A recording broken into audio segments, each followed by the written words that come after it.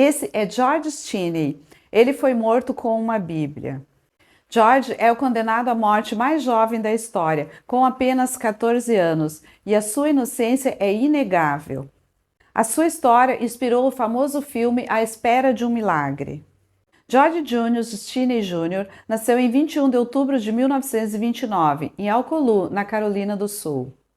Cresceu em uma família negra e pobre, em um país onde a segregação racial estava profundamente enraizada.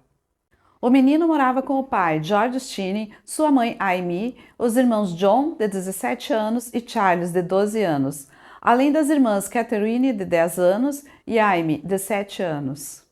O pai trabalhava numa serraria e a família vivia em uma casa fornecida pelo dono da serraria. Alcolu era uma cidade pequena de classe trabalhadora, onde na área residencial a comunidade negra vivia separada dos brancos.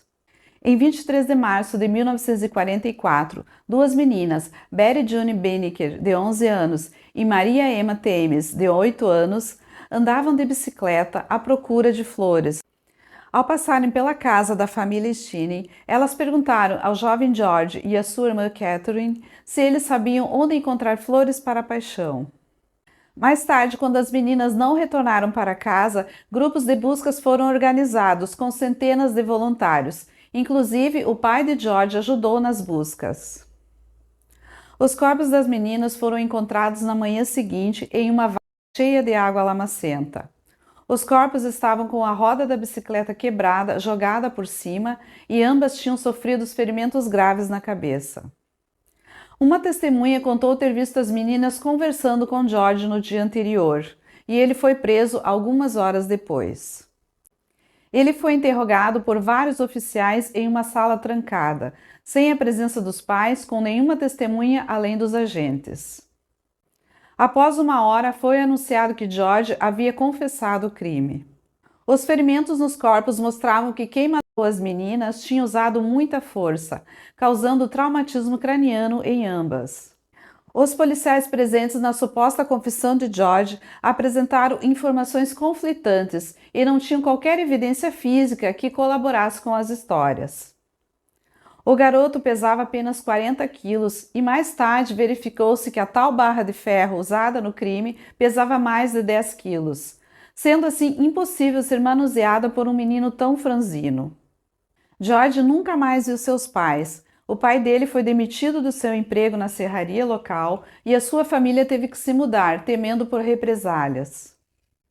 George foi mantido em uma prisão e foi privado de comida e sono para forçá-lo a continuar confessando o crime. Esgotado, ele acabou cedendo e repetindo o que lhe pediam para dizer. Um mês depois, em 24 de abril, o seu julgamento começou e durou apenas algumas horas.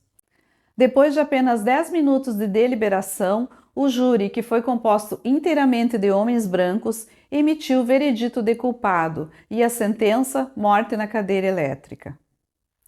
O advogado de defesa de George, designado pelo Estado, não tentou fazer qualquer contra-argumento e nem ao menos convocou testemunhas. Além disso, o advogado também não recorreu da sentença. Sob as leis da Carolina do Sul, todas as pessoas com idade superior a 14 anos eram e ainda são tratados como um adulto. Em 16 de junho de 1944, apenas 83 dias depois de ser preso, George Stinney finalmente foi executado no Complexo Correcional de Columbia, na Carolina do Sul. Às 19h30, George caminhou até a cadeira elétrica com a Bíblia debaixo do braço. O garoto, baixinho e muito magro, era pequeno demais para sua cadeira. Então foram colocados alguns livros e também a sua Bíblia para que ele sentasse em cima. Os equipamentos de execução foram colocados nele e então 2.400 volts de eletricidade foram liberados pelo seu corpo. Segundo testemunhas, a máscara que encobria seu rosto era muito grande e caiu durante a execução, revelando a sua face. O menino chorava e salivava incontrolavelmente. Foram necessárias 3 descargas de eletricidade para matá-lo. Ele foi declarado oficialmente morto 4 minutos após o início de sua execução. Aos 14 anos, ele tornou-se a pessoa mais jovem a ter sido executada nos Estados Unidos no século XX.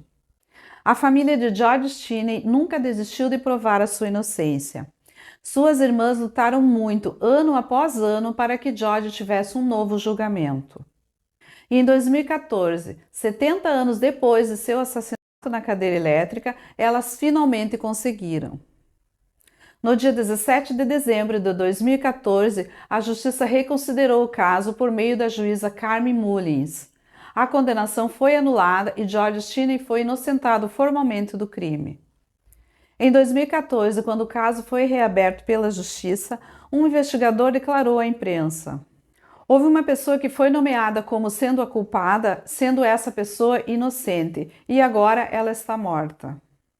Ele disse também que o verdadeiro culpado nunca pagou pelo crime e era de uma família conhecida e proeminente de família branca. E outro membro dessa mesma família havia sido incluído no próprio júri condenatório de George Cheney na época.